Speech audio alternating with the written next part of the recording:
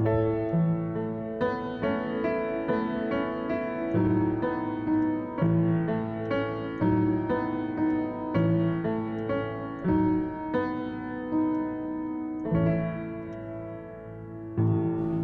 morning. Welcome to First Global this morning. We're so glad that you're worshiping with us in this time and in this hour on this June 1st, 2025. So over the next few weeks, we're going to have a fair number of kind of one-off sermons. We're going to launch into, after Father's Day, into another sermon series. And then August is going to be a real interesting sermon series. I think you're going to get a kick out of it. How many of you like to hike? Any hikers? How many of you hate walking, period? Yeah, ask me. So we're going to do kind of a little hiking-themed series in August as a return to school. It's going to be a lot of fun. If you are a Dora fan, you may pick up some themes. Oh, my Lord, Kaylee's just going, ah! So, great job, Kaylee.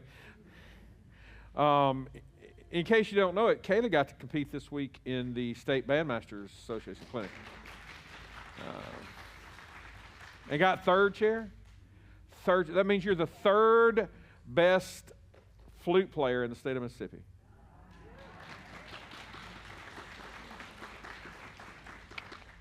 That's pretty blessed good. So proud of you. I'm so proud of all of our kids, our youth, and our adults. I had a conversation with somebody a few weeks ago, and we got to talking about children and kids. I'm like, well, wait a minute, who are you talking about? Which ones are you talking about? Because we kind of interchange the term, because I look at anybody under 40 and say kid, right? I'm 50 plus now, and I'm edging closer to the grumpy old man. So I just look at younger folks and call them kids. But let's make sure we clearly define the term. Children in church parlance, children's ministry is targeting kids, generally 6 months, 12 months. Yeah, babies through 5th grade are mine. Babies through 5th grade, right? Babies through 5th grade. Generally, when they hit 6th grade, they become youths, right? Youths, right? Youth. And it's a different story. We've just recently hired, I think, one of the smartest youth pastors I've been around in a long time. Just incredible. Olivia is going to be just spectacular. I mean, just outstanding. Alder does a fantastic job with our children, and I can't wait to be able to get in the new building, in the new land, and giving her the resources to really expand. How cool would it be to have a really functional playground and really large functional children's space that doesn't also multiply use as a copy room? Right? With filing cabinets, right? And things they can turn over. So you may ask yourself, why do we do these things? Why do we spend money on a youth minister? Why do we spend money on a children's minister? And I think it's because of Proverbs 22:6 and throughout Scriptures. God tells us that we have an obligation to train up a child in the way they should go. Train up a child. Ministry to children and youth is vital and important to the life of the church. We have an obligation here to help you be the best you can be in raising up the next generation of Christians. It is axiomatic for me to say that we are but one generation from losing Christendom. It's easy to see, right? That if we get away from God, if we get away from raising folks knowing God, then we're but one generation. There's a meme floating around on the internet. It says, when Grandpa says church is mandatory, but Daddy says church is optional, by the time you get to that third generation, church becomes irrelevant. It is vital that we take the children that walk in the doors of this church and give them an opportunity. Christine, I'm going to pick on you for just a second. Hold up the baby. Hold up the baby. Hold up the baby. This is why we do it for. This blessed one. Right? That blessed one. Right? Everybody's wanting to go canoodle and snuggle. Right? Right? But me get Aiden, stand up. Aiden's not shy, not afraid of anything. She's a power lifter. She can hurt you. Aiden's the other reason we do it, right? Aiden's the other reason we do it. And all ages in between, from Juliana to her sister, who's now migrating into youth group, to little kids. We do it for them.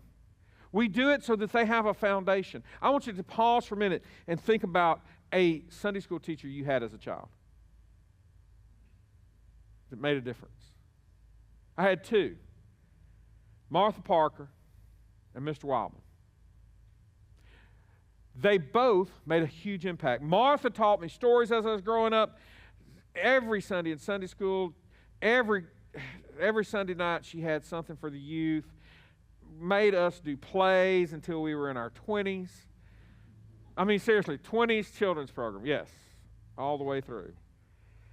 Mr. Wildman taught me Scripture. Now, he was a little bit Pentecostal holiness, and he kind of imparted a little bit of that. And I was like, whoa, this is interesting. He gave me a different perspective. Mr. Wildman invested in me and poured into me and poured his heart into me. And he didn't have any kids in the group, and neither did Martha. They did it because they loved, and they loved us. I often imagine who I would be today if it hadn't been for Martha Parker, Mr. Wellman, who I'd have turned out to be. And I'm sure I would have made the same mistakes I made, maybe worse. I'd have maybe taken some different choices.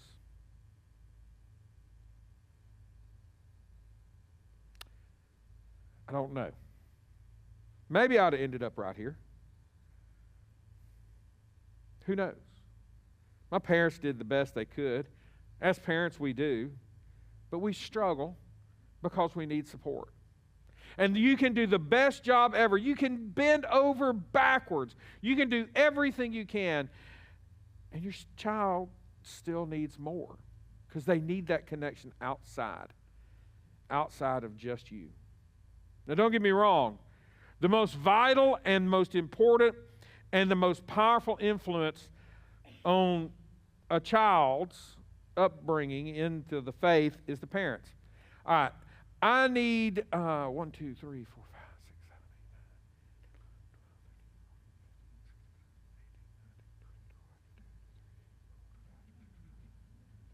8, 9. All right, everybody from the row that Lee Smart is sitting on forward, y'all stand up. Everybody over here on this side, from Lee's row up. That's about 40 folks, maybe a little more. Lee, y'all's row sit down. Yeah, Lee, y'all's row sit down. Okay, that's about 40 folks. That's the number of weeks in a year that most people will come to church, that they will give to the church in a year. It's about 40, right? Because generally you'll miss one Sunday. There's 52 weeks in a year. You miss 1 week a month, and that's 12, and 52 minus 12 is 40. Did I do that right? Yeah, okay. 40 weeks a month. If at the best. At the low end, it's even less. Generally, you will, as a children's minister or our coming youth minister, you'll get 2 hours with those kids. So 80 hours in a year that we get exposed, or the kids get exposed to teaching, right? From Sunday school to youth, about twice that number, 80 hours. All right, thank you. Y'all be seated. Anybody got an idea how many contact hours as a parent you have with your kid? 2,400, close to it, in a year. Taking out school and sleeping and other things, sports, whatever. 2,400. 2,400. So the greatest influence is going to be the parents. You know what the second one behind that is? I'm speaking to most of y'all. Yeah, teachers can have that effect if you're in school or if you're homeschooled. You know, some people homeschool, some people in school. Yes, teachers. Right behind that, there's one big group, and they're sitting in this room. Grandparents.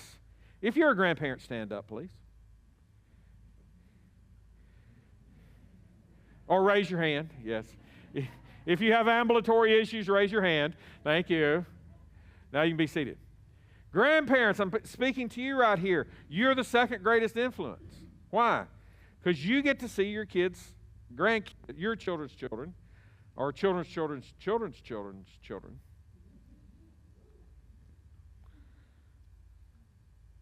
And you get to make an impact. My grandmother, when my daddy didn't go to church until I was 7, 8 years old, because he didn't like the politics at the local Baptist church. So we became Methodist eventually, and Daddy got baptized and became a faithful follower of Jesus.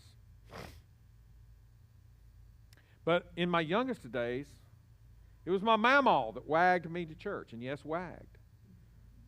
Made sure that I was there. Carried a box of raisins in her purse and a mayonnaise jar wrapped in tinfoil to keep it cold. Now, I don't know why she wrapped it in tinfoil. That doesn't make any sense to me. But she said it was to keep it cold. That's a poor country way of bringing a thermos, I guess. As grandparents, you have a vital role in your children's life. You see, none of us do it alone. None of us. Not one of us are alone in this. Parents desperately need the church to step up and teach, to involve themselves in the life of the children. Later on this summer, we're going to have a youth Sunday, and I'm going to spring something on you. I'm not going to be preaching it. We're going to have one of the youth preaching it, and it's going to be, I'll tell you later. Keep coming back. I'll announce it later. We are going to have one of our youth young ladies bring the message, and she asked to do it. That's incredible. What we do has to go hand in hand. Children and youth and adults. The mistake that I made as a youth director in the 90s was that we said, hey, we're going to go over here, we're going to create this big youth ministry, and you're going to build us this big building, and we're going to do our own worship services and everything, and we'll stay out of your hair. And you don't have to be annoyed by our loud, rocky Jesus music. And we'll do our own thing over here, and you won't be bothered. And what we created was big youth ministries that were 1 mile wide and 1 inch deep. And what we missed was connecting those kids back to the larger church. And so when they left, they didn't come back. You have to connect back. There has to be intergenerational ministry. Why do you think Alder asks for help so much with children? Well, there's only one of her, but, yes, there's only one of her, but one of her is worth a whole lot. Okay? I think more so, it is because she believes that our children need to be exposed to a variety of older people so that they can connect. And when they graduate high school and go on to college, and then they graduate college and come home, or wherever their home may be, they are connected to a larger intergenerational church. Does that make sense? That we, as us, and I'm lumping myself in this, us older folks, because I'm 1 year away from AARP, and believe me, I'm signing up. And maybe not. But I classify myself kind of as an older folk nowadays. We have a moral obligation to continue to invest in our young people, be that youth, be that children. It is a vital component of what we do. And it is everything. I want to tell you a story about, since we're having the Ultrea today, if you've ever been, Decaloris, I want to tell you about a couple named Turner and Sybil Arant. They were very close to my heart. I traveled all over the world with Turner and going to general conferences and mission work. I've walked the streets of Honduras doing street ministry with Turner. I've sat in class and been taught by Miss Sybil. When I was their pastor, they were already in their 70s. But without fail, 4 times a year, sometimes 5, they would go to Grenada on one night of the week of a chrysalis or chrysalis crossroads, where a bunch of high school students, or in Crossroads, college students, would be at the camp going through a chrysalis, and they would come to give a talk. It was a marriage talk. And they did that for 20 plus years, unfailingly, because they were deeply committed. I want to tell you the story of an older lady that didn't feel equipped to teach adults. But she sat on the floor with babies even though her hips hurt, and played with them and nurtured them and loved on them and raised a generation. I sat at a table with a lady, Teresa, this week, who this lady raised her daughters, sitting on the pew at Asbury Methodist Church. That woman was my mother. And even in her later years, she still volunteers. You know why you hadn't seen Mother around as much, Dot? Mother has signed up, and every Sunday she cooks for the children's ministry at Baldwin. She cooks the meal by herself every Sunday. Now, look, I mean, you got to be honest. Us Sparkses are used to cooking big meals just for 2 people, okay? That's kind of in our nature and our blood. But Mother volunteers to do that. I brag on my mother because I love her and I'm proud of her. I'm proud of what she does. Here's the thing I would say to you. In the 40 to 80 hours we get a year, we need every one of you. I know it's easy to say that I used to do that and I just don't want to do that anymore. I get it. I know it's easy to say that I've been there, got the t-shirt, I'm done. I've moved on to another ministry. That's great. If you got another ministry, that's great. But some of you were gifted with working with children. I'm terrified of little children, particularly when they're moving in herds, right? But some of you are really blessed with that. Some of you are blessed with the ability to connect with them on a very deep level. And they need nurturing, and they need to see you connecting with them. God needs you in the game. I know you might be tired. Your hip might hurt. You might think, I can't do that anymore. I don't want to do that anymore. Pray about it. Ask God to speak to you. Say, Holy Spirit, you point me the direction you want me to go in this ministry. Point me which way you would have me to go. Ask God to give you direction.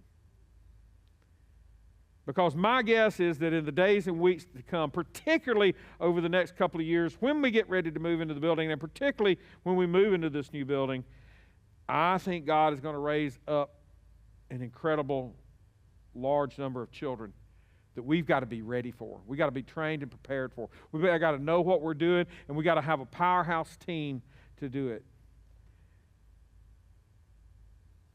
We've hired a youth minister, and she's going to be building a team around her. That much of it's already in place. The first group that stood up at the blockhouse said, we got this ministry area, was a group of youth people that said, we'll handle this. We got it. And they've done it for 2 years now. And admittedly, they're probably very tired. But they keep plugging. And you people will come in. I'm asking you, church, to pray about God using you in children's ministry. Or maybe youth. But whatever ministry God's leading you to. Maybe it's feeding the hungry, clothing the naked. Maybe it's leading a foreign mission trip. We're going to be talking a lot about generosity of heart over this year. Not just about money and not just about gifts, but of our time. The older I get, I realize the most valuable thing I own is time, because I can't buy more of it. And I have a finite amount of time that I'm going to walk this world. Do you know that? You and I will not live forever. No matter what the songs say, we're not going to live forever. We have a finite number of hours in the day, a finite number of hours in our life. We only have so far and so long. And what we choose to invest that time in makes a huge difference. What will you invest in? What will you pour yourself into? And I hope that if you have giftings in dealing with children, or if God gifts you that. You see, sometimes God gives us gifts that go contrary to our own personal ability. You may not have any ability to deal with kids. Like, it may drive you nuts. You might not even like your own children. But God may supernaturally and specially give you the gift to be able to do something for a time period. Right? I can be nervous as a cat, and I sit down on the floor in front of those kids to do a children's moment. It's like all the world calms, everything gets peaceful, and everything levels out. It's amazing. Now, I have to call John to call Barnhart Crane to get me up off the floor, but that's a different story. We can do much more than we think that we can. As we enter into this time of communion, I'm going to invite you to ponder in your heart if God is calling you to help in children's ministry, in youth ministry, fixing meals on Sunday nights, working in the nursery until we can hire somebody, volunteering around those issues.